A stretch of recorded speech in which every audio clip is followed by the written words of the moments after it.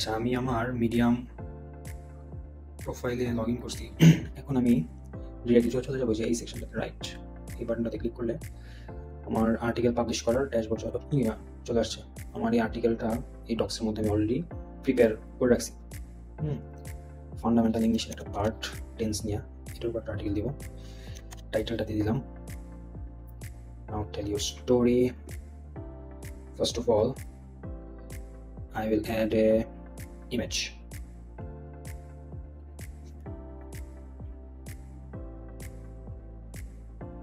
আমি একটা feature image তৈরি করছি, যেটা আমরা ইউজুয়ালি ব্লগ আর্টিকেলসের মধ্যে অ্যাড করি। এটা হচ্ছে আমার ফিচার ইমেজ। এবার আমি যদি আমার কন্টেন্টটাকে আস্তে আস্তে নিয়ে আসি,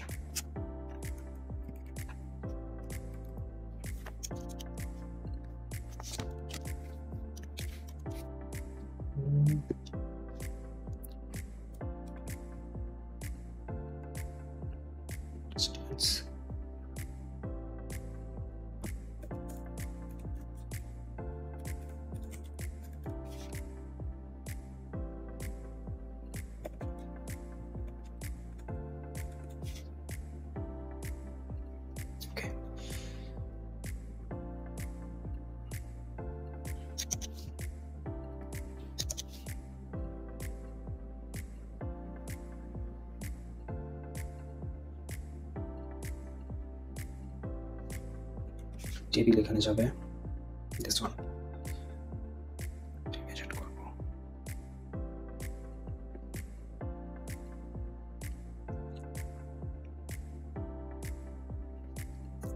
এটা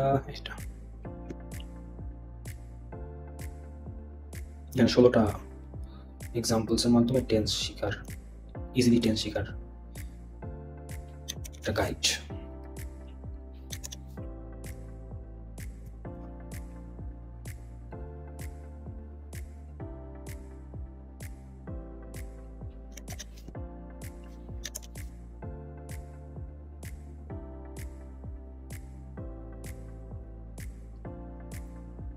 আরেকটা ইমেজ যাবে, this one.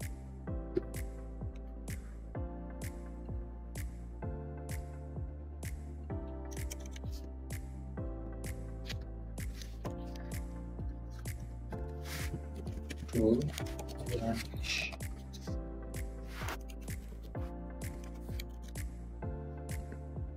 টেক্সট হবে হচ্ছে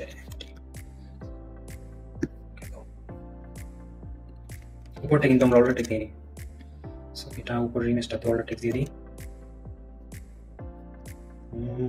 ওকে ফাইন, আমাদের আর্টিকেল শেষ। ওকে,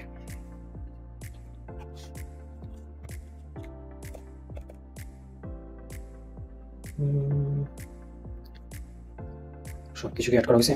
late me check once again. Okay, it's ready to publish. পাবলিশে যাওয়ার পরে এখানে আমরা চাইলে আমাদের যে ব্লগ ইমেজটা আছে, যেটাকে আমরা ফিচার ইমেজ বলি, এটা চাইলে এখান থেকে চেঞ্জ করতে পারবো আমরা, বাট আমি এটাই রাখবো। আর এখানে আমি টপিক দিতে হবে, কিছু 5টা টপিক দিতে লাগবে। আমি অলরেডি টপিকগুলো বের করে রাখছি, 5টার বেশি আপনি দিতে পারবেন না, ঠিক আছে?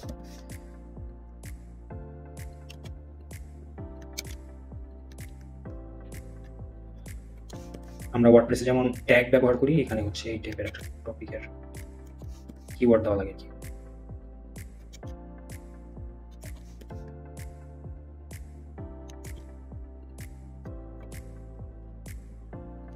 ওকে, publish now, publishing the story. Okay great, আপনার আর্টিকেল পাবলিশ হয়ে গেছে। এখন চাইলে আমরা ইজিলি ফেসবুক, টুইটার, লিঙ্কডিনে শেয়ার করতে পারি, বা লিঙ্ক কপি করে যে কারো কাছে দিতে পারি। কিন্তু এখানে আরো কিছু কাজ আছে। কি কাজ আছে? কাজটা হচ্ছে আমরা এখান থেকে চলে যাব স্টোরি সেটিংসে। চাইলে আমরা আমাদের ব্লগের মধ্যে এই কন্টেন্টটাকে পিন করে রাখতে পারি একবার টপে, যে কেউ আমার প্রোফাইলের মধ্যে যখন আসবে তখন পিন পোস্ট হিসেবে এটা দেখবে।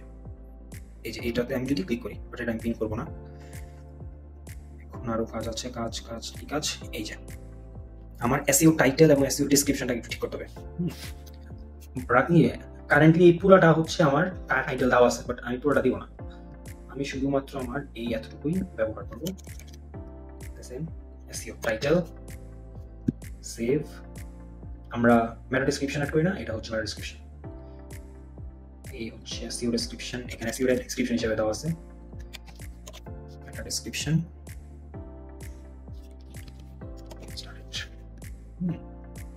সেভ ডেসক্রিপশন ওয়ার্ডপ্রেসে বলেন বা কি বলে, যে কোনো জায়গায় মেটা ডেসক্রিপশন 155 থেকে 160 ক্যারেক্টারের মধ্যে হলে সবচেয়ে ভালো হয়। আমার এটা এখন 161 ক্যারেক্টার আছে, which is good, not bad. Okay, so আমার টপিক, অথর, SEO সেটিং, হ্যাঁ এভরিথিং ইজ গুড। আরেকটা বিষয় সেটা হচ্ছে দেখা যায় যে অনেক সময় আমরা যদি সেম আর্টিকেল অন্য কোথাও পাবলিশ করে থাকি, যেমন আমি আমার ক্লায়েন্টের কোনো কন্টেন্ট এখানে আমি পাবলিশ করতেছি, তখন অবশ্যই লাইসেন্সের মধ্যে নো রাইটস দিয়ে দিবেন, ঠিক আছে? কিন্তু এটা যেহেতু ইউনিক কন্টেন্ট, আমার লেখা কন্টেন্ট, সো আমি এটা দিচ্ছি না। তারপর স্টোরি প্রিভিউ, অ্যাডভান্স সেটিং এর মধ্যে এই কন্টেন্টটা অরিজিনালি যেখানে পাবলিশ করা আছে সেই ইউআরএলটা এখানে দিয়ে দিবেন। ওকে, কারণ মিডিয়ামের কন্টেন্ট বা পেজ কিন্তু সার্চ কনসোল ইঞ্জিনে আপনার ইন্ডেক্স করে, সো ওই ক্ষেত্রে কোনো প্রবলেম হবে না। বাট যেহেতু এটা আমার ইউনিক কন্টেন্ট আর এটা অন্য কোথাও পাবলিশ করা হয় নাই, সো আমি এটাকে টিক চিহ্ন দিচ্ছি না, এটাকে এভাবে রাখছি। সো আমি যদি আমার প্রোফাইলে যাই, এই যে কাজ শেষ, আমার কন্টেন্ট আমার প্রোফাইলে চলে আসছে। 3 minute to read, everything is ready. So এভাবেই আমরা আমাদের কন্টেন্টগুলো, আমরা দৈনিক যে কন্টেন্টগুলো লিখি, বা আপনি যদি উইকলি 2টা করে কন্টেন্টও লিখে পুরোপুরি প্রিপেয়ার করে এখানে পাবলিশ করেন, মাসে কিন্তু 8টা, সো মোটামুটি 3 মাসে 3 8 24টা কন্টেন্ট আপনার ক্লায়েন্টকে দেখানোর জন্য অ্যাজ এ পোর্টফোলিও এনাফ, ঠিক আছে?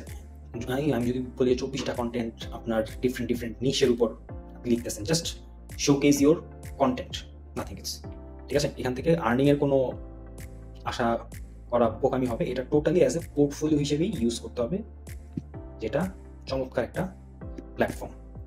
ওকে, সো দ্যাটস ইট, আজকের জন্য এতটুকুই। দেখা হবে আবার নেক্সট কোনো ভিডিওতে। আসসালামু আলাইকুম।